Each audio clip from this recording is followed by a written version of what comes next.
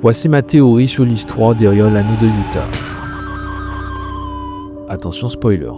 On le sait, il y a une querelle profonde entre Yuka et Tsurugi concernant l'anneau de Yuta. Et en réalité, la réponse est peut-être plus simple qu'il n'y paraît. On connaissait Yuta, c'est un gentil. Même en devenant le représentant du clan Gojo, il a toujours gardé cette sincérité. Naturellement, il a proposé à Yuka de récupérer son anneau. Peut-être s'est-il dit que l'anneau la protégerait. Mais surtout, peut-être s'est-il dit que l'anneau pourrait devenir un lien fort avec l'âme d'une personne qu'elle aime. Sa propre Rika à elle, en quelque sorte. En face, Maki a pris un autre chemin. Elle est devenue forte, sans énergie occulte, en s'appuyant sur un serment inné et une puissance brute.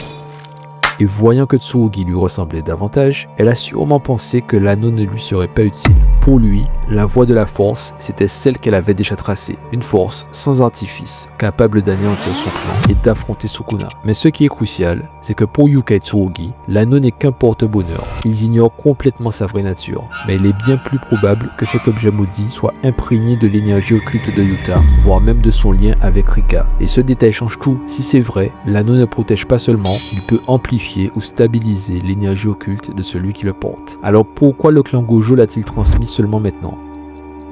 Parce que ça fait 68 ans qu'aucun exorciste du calibre de Satoru Gojo ou de Yuta Okkotsu n'a émergé. Peut-être qu'ils espéraient voir naître d'autres talents, mais face à l'affaiblissement du Japon et à l'arrivée des menaces extraterrestres, le temps des demi-mesures est fini. Le clan Gojo a un objectif clair, se forger un nouveau chef, capable d'asseoir sa suprématie au sommet des trois grandes familles. Protecteur du Japon, peut-être, mais surtout un outil de pouvoir politique. Et pour ça, la stratégie est brutale. En refusant l'anneau à Yuka, on ne fait pas que la frustrer. On la pousse à se renforcer pour un jour pouvoir le récupérer. Le jour où elle l'aura enfin, elle devrait être capable d'en contrôler la puissance sans se faire écraser.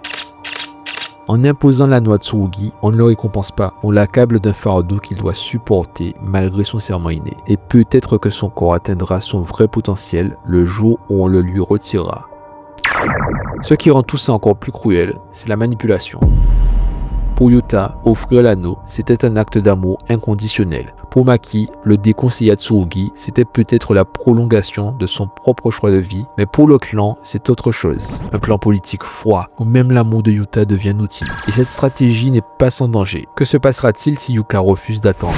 Si Tsurugi rejette le poids qu'on lui a imposé? Que fera le clan Gojo si aucun des deux n'atteint le niveau espéré? Et pire encore, si l'anneau, mal contrôlé, se retournait contre eux et devenait lui-même une menace. Bref, c'est plutôt l'outil ultime du clan Gojo pour sacrer son prochain chef. Alors qu'en penses-tu? Est-ce que Yuta et Tsurugi vont s'éveiller et marcher dans les pas de leurs grands-parents? Ou est-ce que, par un retournement cruel, le clan Gojo pourrait perdre la partie?